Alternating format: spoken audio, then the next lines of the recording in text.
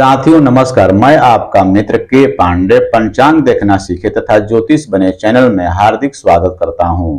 आप प्रतिदिन की तिथि नक्षत्र योग का मान द्वादश लग्न घंटा मिनट में विवाह मुहूर्त, उपनयन मुहूर्त, वधु प्रवेश मुहूर्त या अन्य किसी प्रकार के मुहूर्त की विशेष जानकारी के लिए तथा कुंडली का अध्ययन करने के लिए पंचांग देखना कैसे सीखे तथा अन्य समस्याओं के लिए दिए गए नंबर पर व्हाट्सएप मैसेज कर सकते हैं। आज हम लोग देखेंगे कि कृषि कार्य के लिए खलिहान बनाने का मुहूर्त। हम यह देखते हैं कि आज का दिन जो है, आज का समय जो चल रहा है, इस समय कृषि कार्य का समय चल रहा है। इस समय सभी हमारे गृहस्थ जो कृषि करने वाले होते हैं, खेती करने वाले होते हैं, इस समय बीज उत्पत्ति बोने का कार्य प्रारंभ किए हैं। तो मैंने बीज से संबंधित तो प्रश्न वीडियो आप लोगों के सामने मैं पूर्व में रख चुका हूं। बीज बोने का सही मुहूर्त क्या है। बीज बोने के बाद में एक सब्सक्राइबर के द्वारा यह प्रश्न किया गया कि बीज बोने के मुहूर्त आपके द्वारा बताया गया, परंतु आप ये बताएं कि बीज के बाद जो हमारे खेत में फसल उत्पन्न होते हैं, उस फसल को रखने के लिए हम लोग खलिहान का निर्माण करते हैं, खलिहान बनाते हैं, जहां पर सभी खेतों के अनाज जो होते हैं वह खलिहान में लाकर रखते हैं। तो उस खलिहान को बनाने का मुहूर्त क्या होना चाहिए, उसके लिए मैंने यह एक वीडियो आप लोगों को बड़ा सुगम रूप से बनाया है, जिसे आप भली भांति से देख करके समझ सकते हैं और उसकी जानकारी प्राप्त कर सकते हैं। तिथि तृतीया हो, पंचमी हो, सप्तमी हो, दशमी हो, एकादशी हो, त्रयोदशी हो और पूर्णिमा का दिन हो, तिथि हो, कृष्ण पक्ष की एकम तिथि हो यानी प्रतिपदा तिथि हो। वार जो है रविवार, चंद्रवार यानी सोमवार, बुधवार, गुरुवार, शुक्रवार, ये जो 5 वार हैं, मंगलवार और शनिवार को छोड़ करके शुभ बताया गया है।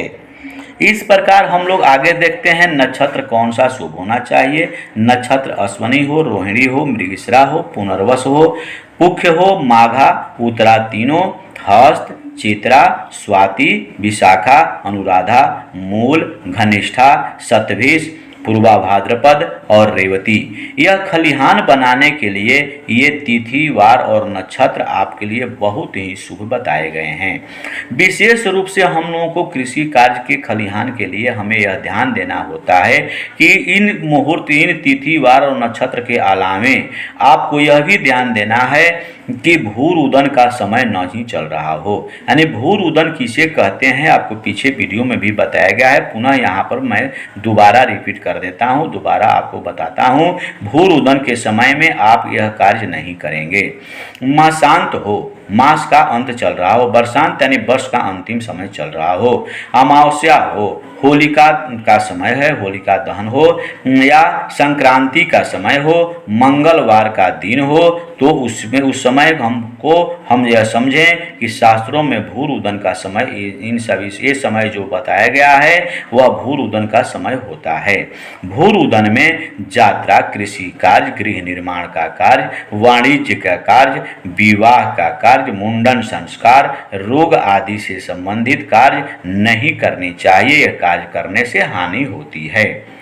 5, 10, 15 तिथि यानी पंचमी, दशमी और पूर्णिमा तिथि हो, पुख्य नक्षत्र हो, गुरुवार हो, श्रवण नक्षत्र हो, श्रवण के चंद्र और हस्त के सूर्य में भूहास्य होता है, यानी भूहास्य कहा जाता है, अर्थात यह शुभ होता है।